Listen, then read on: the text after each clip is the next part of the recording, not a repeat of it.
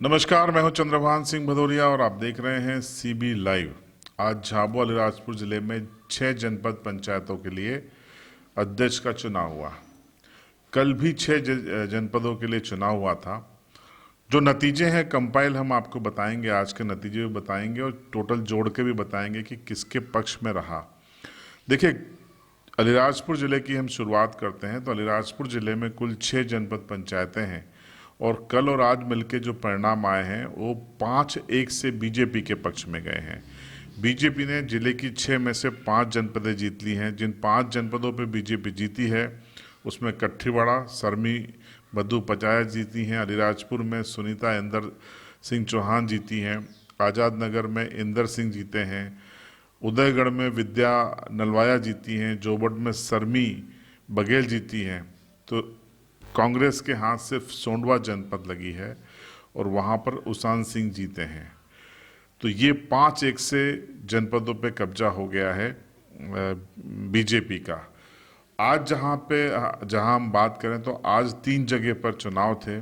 जोबट में बड़ा दिलचस्प परिणाम सामने आया। यहाँ बीजेपी के 2 सदस्य थे, लेकिन बावजूद इसके बीजेपी ने यहाँ पर अपना अध्यक्ष बना लिया। जयस और कांग्रेस के ज़्यादा सदस्य होने के बावजूद वो देखते रह गए। और दिलचस्प बात यह है कि चर्चाएं ये है कि बीजेपी अध्यक्ष के लिए प्रस्तावक और समर्थक जयस और कांग्रेस के लोग थे। तो ये दिलचस्प खबर है। उदयगढ़ में मामला निर्विरोध हो गया। यहाँ पर विद्या नलवाया निर्विरोध अध्यक्ष निर्वाचित हुई। सोंडवा में 12 सदस्य बीजेपी के थे, बावजूद इसके कांग्रेस यहाँ पर जीत गई। बीजेपी से किसी ने 1 या 2 लोगों ने भीतरघात किया है, ऐसी खबरें हैं। तो ये अलीराजपुर जिले की कहानी थी। झाबुआ जिले की हम बात कर लें तो आज 3 जनपदों के लिए यहाँ पर चुनाव था। राणापुर में बीजेपी की निर्मला भानु भूरिया निर्विरोध चुनी गई। ये कांतिलाल भूरिया का गृह जनपद क्षेत्र है। यहाँ 5 से अधिक जनपद सदस्य होने के बावजूद कांग्रेस अपना उम्मीदवार ही नहीं खड़ा कर सकी।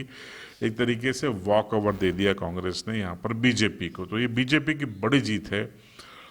उसके बाद हम आते हैं रामा। यहाँ पर नंबर कांग्रेस के फेवर में थे, इसलिए कांग्रेस के जो उम्मीदवार हैं वो निर्विरोध यहाँ पर जीती हैं। रूपा मीणा कांग्रेस के उम्मीदवार हैं।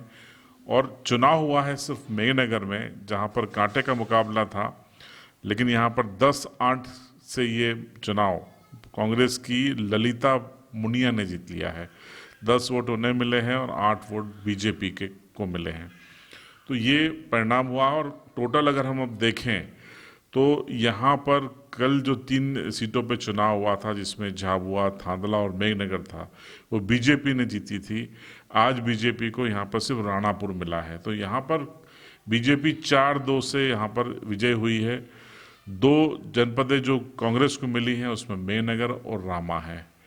तो अब दोनों जिलों के लिए सबकी निगाहें कल 29 तारीख को जिला पंचायत अध्यक्ष के लिए रहेगी, जहां पर बीजेपी, झाबुआ की बात करें तो बीजेपी 14 जो टोटल वार्ड हैं जिला पंचायत के, उसमें से 6 पे बीजेपी जीती थी, 6 पर कांग्रेस जीती थी। 1 पर बागी जीता था कांग्रेस का निर्दलीय के रूप में और 1 पर रेखा निनामा जयस की जीती थी।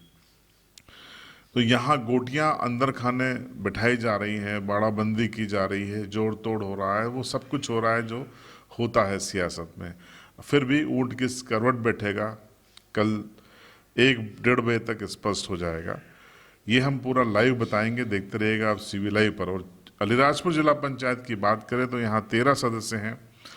6 पे बीजेपी जीती हुई है, 3 पे बीजेपी के बागी हैं, 2 पर जयस है, 2 पर कांग्रेस है।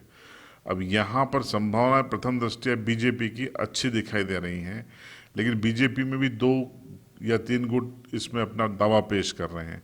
यहाँ संगठन तय करेगा और कौन भीतरघात कर सकता है, ये भी बड़ा महत्वपूर्ण रहेगा। तो संगठन जो नाम चर्चा ये है कि कल सुबह जितने भी सदस्य हैं बीजेपी के, उनको एक लिफाफा सौंपेगा, उसमें से एक नाम निकलेगा, उसी नाम पर सदस्यों को वोट करना है। एक तरह का व्हिप जारी किया जाएगा। हालांकि ये चुनाव दलीय आधार पर नहीं है, लेकिन बीजेपी और कांग्रेस अपने समर्थकों की सूची जारी करते आए हैं और अध्यक्ष के लिए भी वो अपने व्हिप का इस्तेमाल करेंगे ताकि पार्टी यहाँ पर इस पंचायत को जीत सके। तो कल दोनों झाबुआ और राजपुर के जो भी परिणाम होंगे हम आपको तत्काल बताएंगे। आप बने रहिएगा झाबुआ अलीराजपुर लाइव यानी सीबी लाइव के साथ।